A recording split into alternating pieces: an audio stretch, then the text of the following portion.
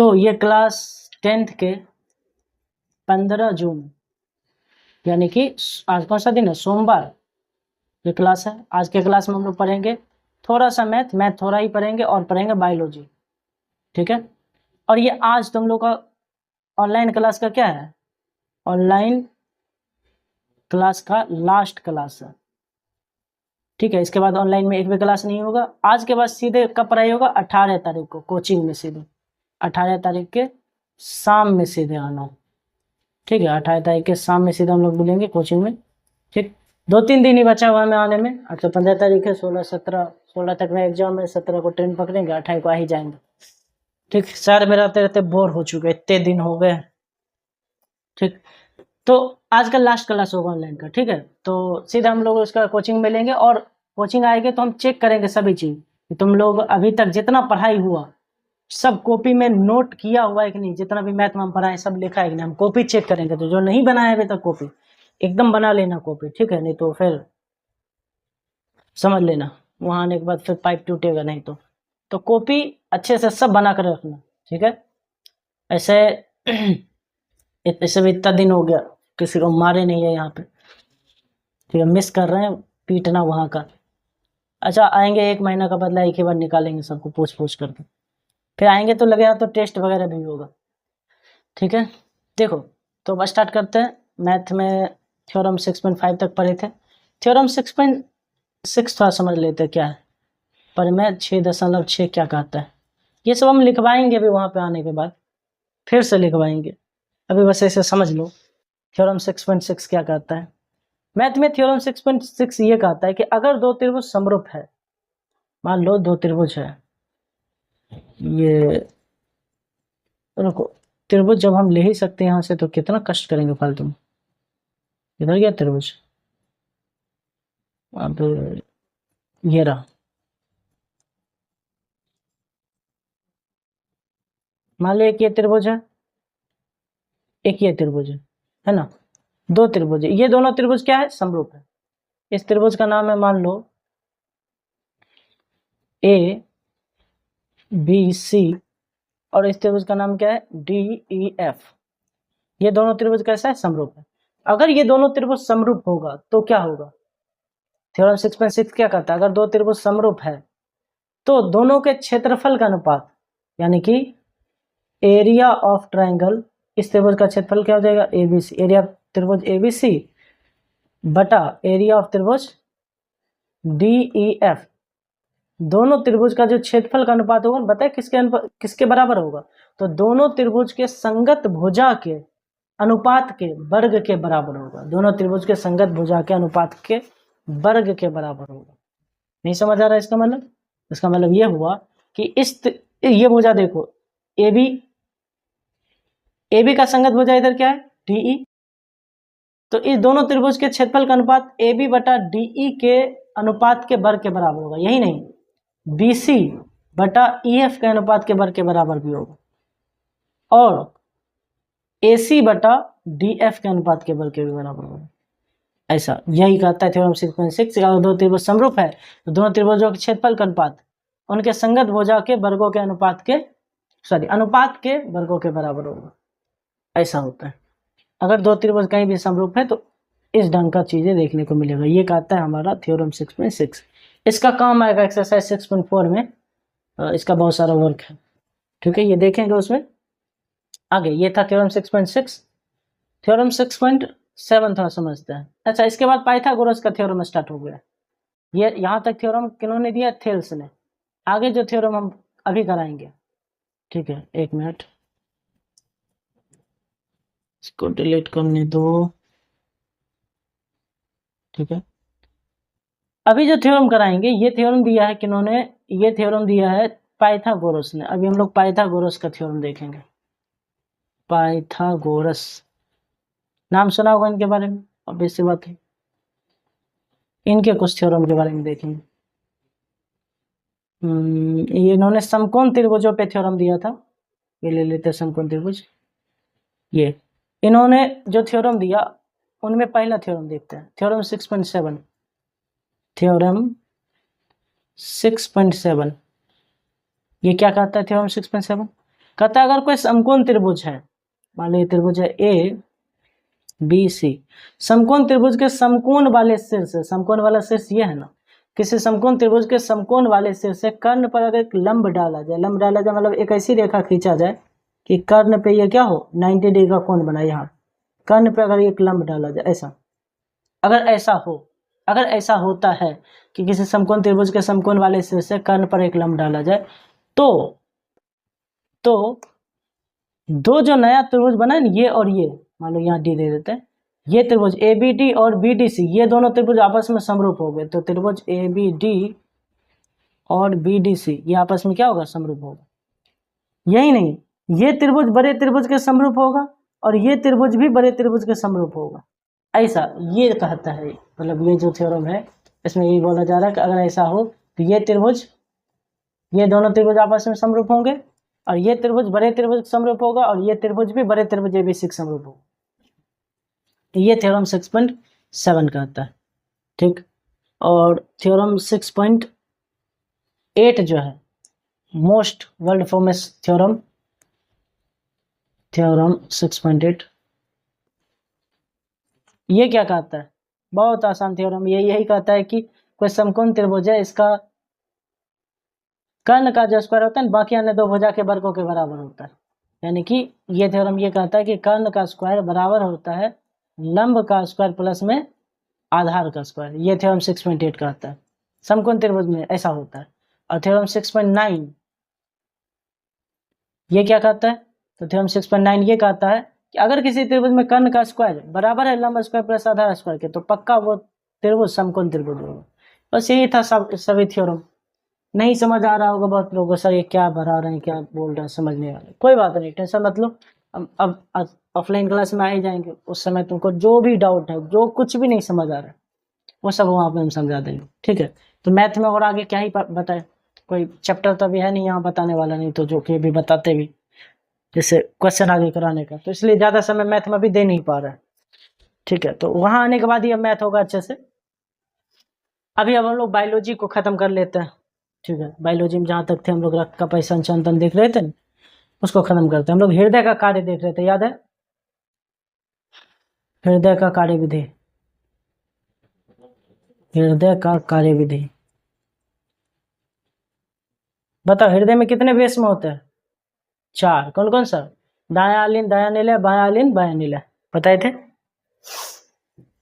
सबसे पहले रक्त आता है महाशिरा के द्वारा, अग्र महाशिरा पश्च महाशिरा के द्वारा, शरीर से रक्त कहाँ प्रवेश करता है, महाशिरा से होते हुए कहाँ जाता है,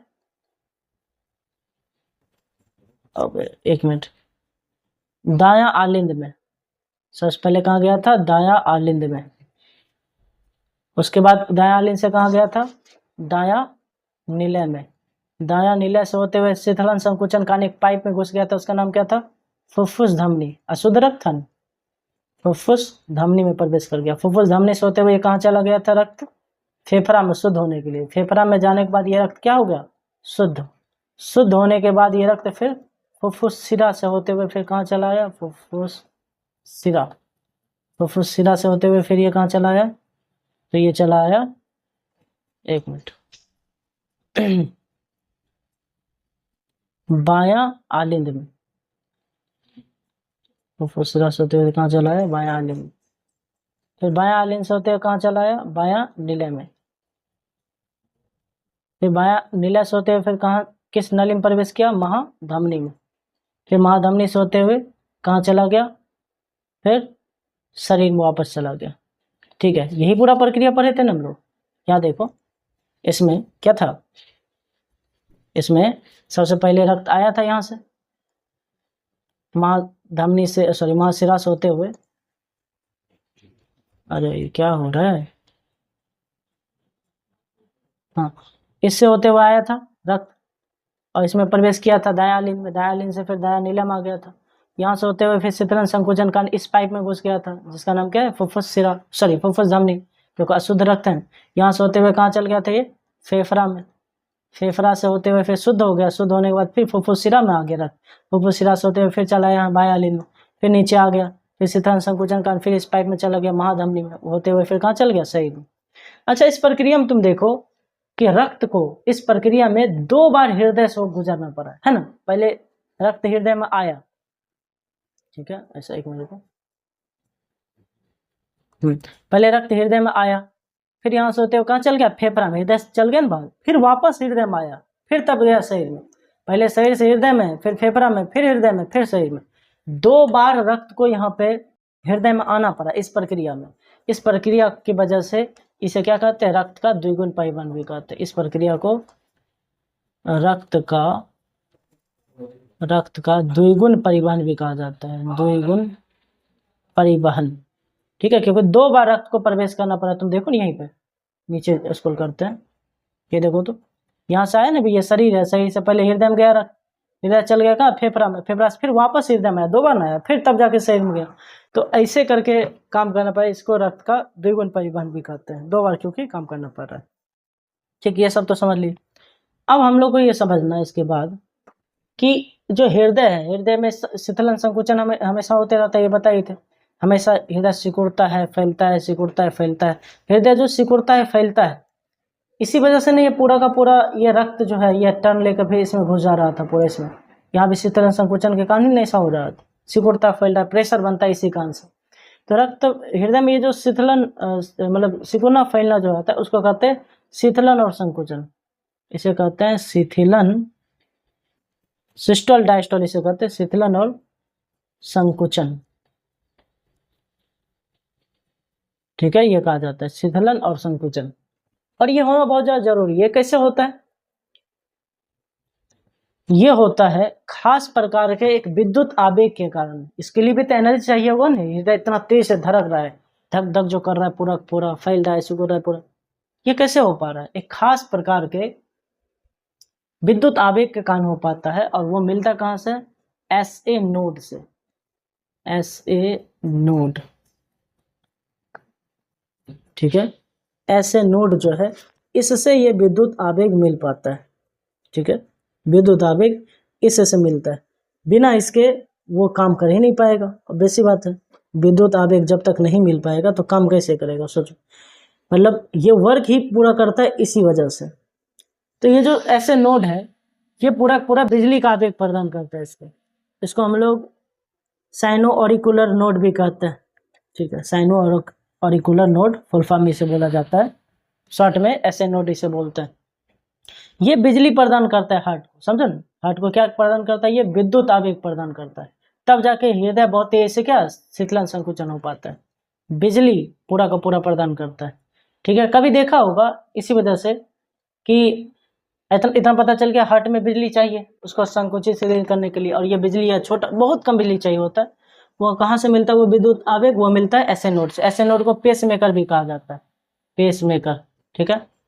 इसी बस देखता होगा कोई किसी फिल्म में देखा है कि कभी कोई पेशेंट है ICU में लेटा हुआ या कहीं ऑपरेशन चल रहा है, एकदम मर गया, मान लो हिलना डुलना सही बंद हो गया, तो डॉक्टर क्या करता है, 2 आयरन, ऐसा आयरन जैसे होता है ना वैसे ही लेकर के उसके चेस्ट पे ऐसे कर सटाता है, जोर से करंट देता है, वो उछल जाता है पूरा, देखा होगा। वो क्या कर रहा था, उसको जान ले रहा है नहीं, उसको SA नोड जो डीएक्टिव हो गया ना उसको एक्टिवेट कर रहा है, शॉर्ट सर्किट लगा रहा है, जो बात समझो जो भी हो, तो ये SA नोड को एक्टिव कर रहा है, क्योंकि SA नोड विद्युत आवेग को ये करता है। अच्छा, ये SA नोड यानी हृदय में कितना बिजली जा रहा है नहीं आ रहा है वो मापा जाता है खास प्रकार के यंत्र के द्वारा। एक मशीन है उसको बोलते हैं electrocardiograph, electrocardiograph machine, electrocardiograph machine, इसे हम लोग शॉर्ट में बोलते हैं ECG मशीन, नाम सुना होगा कभी, ECG मशीन, इलेक्ट्रोकार्डियोग्राफ मशीन। ये मशीन क्या करता है, ये मापता है कि तुम्हारे हार्ट में कितना बिजली जा रहा है। कैसा मशीन होता है ये देखो, तुम लोग को कभी कोई ICU गया होगा ना, जरूर ये मशीन देखा होगा, या फिर नहीं तो टीवी में मोबाइल में देखा ही होगा, देखता होगा कि ICU में भर्ती अगर कोई पेशेंट, तो वहाँ देखता होगा यहाँ पे एक मशीन होगा, उस मशीन में ऐसे ऐसे करके शो कर रहा होगा, एक मिनट, ऐसा याद आ गया क्या बताना चाह रहे हैं, ऐसा वाला शो करते रहा तो ये जो शो कर रहा होता है वहां पे यही ECG मशीन होता है। ये शो कर रहा है तुम्हारे हार्ट में कितना बिजली जा रहा है, तुम्हारे हार्ट में मान लो थोड़ा मशीन को और बड़ा बनाते हैं, तो अगर ऐसे ऐसे हो रहा है ऊपर नीचे हो रहा है यानी बिजली जा रहा है, ठीक है। अगर ऐसे हो गया सीधा यानी बिजली खत्म, गया खत्म। डॉक्टर बोलता है आई एम सॉरी, हम आपको पेशेंट को नहीं बचा पाए, जो भी हो। यानी कि ये पूरा का पूरा समझो अप एंड डाउन इसका होना जरूरी है। यानी कि एकदम ये अप जा रहा है, डाउन जा रहा है, अप जा रहा है, मतलब जिंदगी में उतार चढ़ाव आना जरूरी है। जिस दिन उतार चढ़ाव आना बंद हो गया, सीधा हो गया जीवन, जीवन भी सीधा हो जाएगा, खत्म सीधा। ये है ईसीजी मशीन। इससे हम लोग मापते हैं कि हमारे बिजली हार्ट में कितना करंट जा रहा है, ठीक है। तो हार्ट में एक खास प्रकार का करंट जा रहा होता है जिसको हम लोग मापते हैं इस चीज से, ठीक है। विद्युत आवेग जा रहा होता है, इसे हम लोग ईसीजी मशीन से मेजर करते हैं, मापते हैं। इसको इलेक्ट्रोकार्डियोग्राफ कहते हैं मशीन, ठीक है। और वो जो पूरा जो चित्रण होता है उसको इलेक्ट्रोकार्डियोग्राम भी कहते हैं हम लोग, ठीक है। तो रक्त का द्विगुण परिवहन भी देख लिए, ये भी देख लिए। आगे एक और चीज बच रहा है, रक्तचाप, ब्लड प्रेशर, इसको देखते हैं। रक्तचाप, ब्लड प्रेशर, शॉर्ट में इसे क्या बोलते हैं, ब्लड प्रेशर को बीपी कहते हैं ना। उसका बीपी हाई हो गया, बीपी लो हो गया, मतलब तुम्हारा हार्ट जो है, हृदय है, उस हार्ट से कितना स्पीड में, मतलब कितना जोर से खून जाना चाहिए, आना चाहिए, ये सभी चीजें जो तय होता है ये ब्लड प्रेशर तय करता है ये, ठीक है। इसी को तो कहते हैं ब्लड प्रेशर। रक्तचाप, ब्लड प्रेशर का कितना होना चाहिए, जो शीतलन का ब्लड प्रेशर होना चाहिए, शीतलन और संकुचन दोनों का अलग अलग है। शीतलन यानी कि सिस्टोल, और संकुचन यानी कि डायस्टोल। ब्लड प्रेशर, इसका शीतलन का ब्लड प्रेशर होना चाहिए 120 mmHg, और डायस्टोल का संकुचन का होना चाहिए 80 mmHg। यानी कि अगर किसी पेशेंट का हम बीपी वाला मशीन लाए और किसी पेशेंट का अगर चेक किए हम बीपी 120/80 उसका आ रहा है, यानी 120 आ रहा है सिस्टोल और 80 इसके अराउंड आ रहा है, ±5 चल सकता है, लगभग 10 तक भी बहुत ज़्यादा कोई दिक्कत का बात नहीं। अगर इतना पे है समझ जाएंगे उसका बीपी क्या है, नॉर्मल है, ठीक है। अगर इससे ज़्यादा है, किसी का बीपी चेक किए, ये 120 वाला जो वहाँ पे शो करना चाहिए वो शो कर रहा है 145, 80 वाला 101 शो कर रहा है, यानी इसका बीपी हाई है। 120 वाला मान लो 108 शो कर रहा है, 80 वाला शो कर रहा है 60, यानी कि बहुत ज़्यादा बीपी लो है। ये ब्लड प्रेशर होता है, इसको रक्तचाप कहता है। आएंगे तो वहाँ पे इस टॉपिक को एक बार फिर से समझाएंगे अच्छे से, जो रक्तचाप वाला पॉइंट है। अच्छा, रक्तचाप अगर बढ़ जाए घट जाए तो क्या हो सकता है, सोचो अगर रक्तचाप खूब बढ़ जाए, ब्लड प्रेशर हद से ज्यादा बढ़ जाए। ब्लड प्रेशर बढ़ने का मतलब क्या हुआ, खून बहुत तेजी से बहने लगना, खूब प्रेशर देना, तुम्हारा जो हार्ट है खूब तेजी से प्रेशर दे रहा है पूरा नलिकाओं को, हद से ज्यादा प्रेशर दे रहा है। अगर ऐसा होने लग जाए कि हार्ट खूब ज्यादा प्रेशर दे दे, तो रक्त का जो अंदर रक्त बाहर कहाँ से रहा है, ये नस से बाहर है, नस से, धमनी से, तो ये जो है ना केशिका वगैरह आर्टरी, ये फट जाएगा।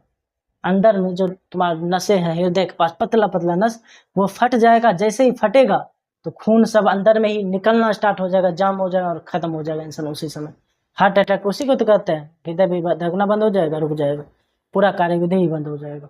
इस स्थिति को क्या बोलते हैं, हाइपरटेंशन। अगर हृदय मतलब हार्ट मतलब ब्लड प्रेशर बहुत ज़्यादा बढ़ जाए तो कैसा, ब्लड प्रेशर लो हो जाएगा तब तो भी दिक्कत है।